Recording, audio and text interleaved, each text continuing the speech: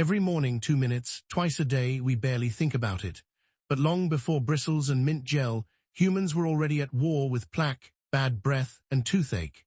This is the story of how our ancestors fought to keep their smiles, with twigs, ash, urine, and a surprising amount of ingenuity.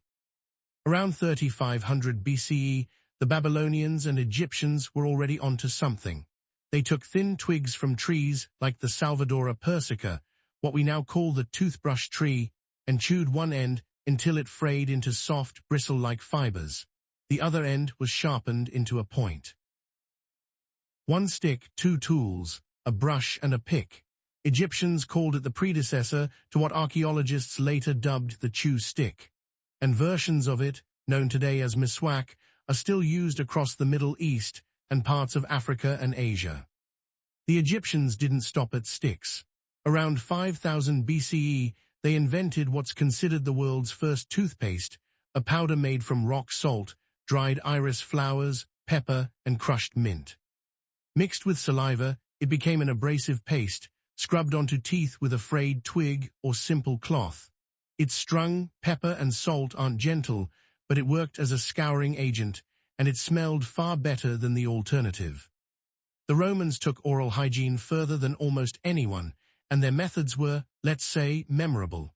Wealthy Romans rinsed their mouths with urine, specifically Portuguese urine, prized for its purported strength, believing the ammonia helped whiten teeth and kill bacteria.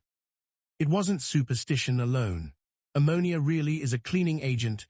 The Romans had stumbled onto real chemistry, even if the source was unappealing by modern standards.